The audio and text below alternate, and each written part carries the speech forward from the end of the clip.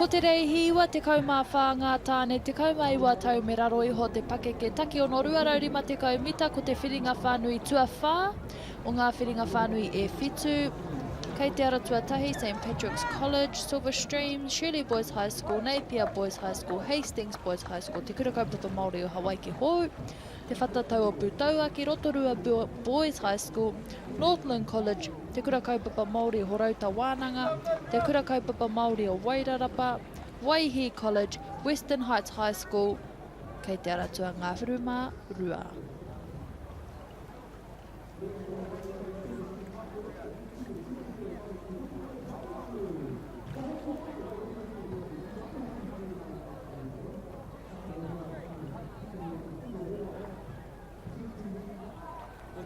Big boy, 57 seconds, .45 is the time to beat. Although these are just the heats, we still have semi-finals and finals to go. Napier Boys High School, kei roto I te aratua toru, aratua wha ko Hastings Boys, tērā manu huia blue, aratua rima ko te kura kaupapa Māori o Hawaii ki hou, Hawaii ki areare, aratua ono ko te whatatau a Pūtauaki, aratua whetu ko Rotorua Boys High School, me tō rātou tino hoi a rau a rua wāhia, o taku he. Aratua waru ko Northland College, aratua iwa ko te kura kaupapa Māori o Horauta Wānanga, Tamanuku, Ngāhuru, aratua Ngāhuru ko te kura kaupapa Māori o Wairarapa, Māhuru Mātahi ko Waihi College, Māhuru Mārua ko Western Heights High School. Possibly just waiting for a couple more waka to come out to the start line. Those are the 12 teams out there in representation of the under-19 boys, dub 6, 250 metre. Waihi College having to pedal all the way up. So, pai noa te tatari ki a rātou. We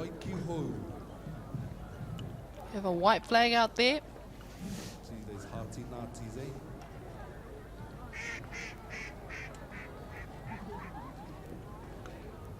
Red flag. Oh, and the black flag's up. Kua tai katoa tia ngā tima hoi, ki roto I tēnei reihi. Iwa te kaumā wha, mō ngā tāne te kaumā. See our canoes just sneaking over the start line. Taki ono tēnei, rua raurima te kaumita.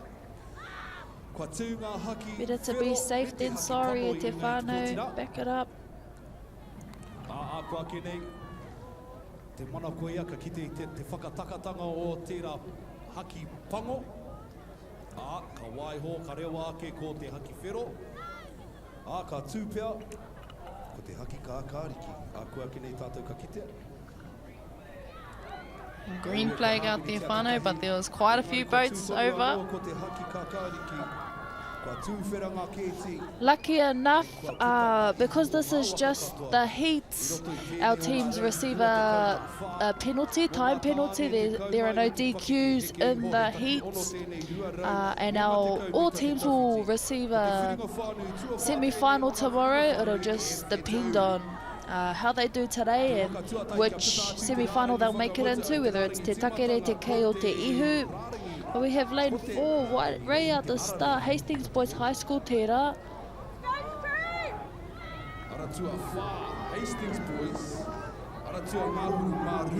Not far behind though, lane 2, Shirley Boys High School. And lane 1, St Patrick's College. What a nice, definite lead at the front there. Beautiful. Te aratua wha, Hastings Boys High School. Aratua wha ko Hastings Boys, aratua rua ko Shirley Boys High School, aratua tahi ko St Pat's College Silver Stream. That will conclude race number 94 for the under-19 boys, dub 6, 250 metre, heat 4 of 7. Hastings Boys, Manuhuia Blue. Hukere ana, anei te tōwaitanga.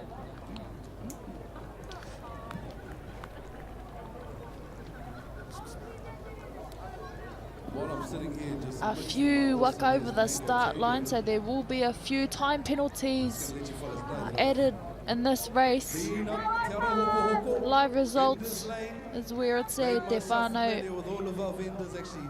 Ko te Lane reo 2 though, rāngai coming over for o second, Hoki Mai. and lane 1 They're third. returning vendors, but in my hot hands today, I have got a enu.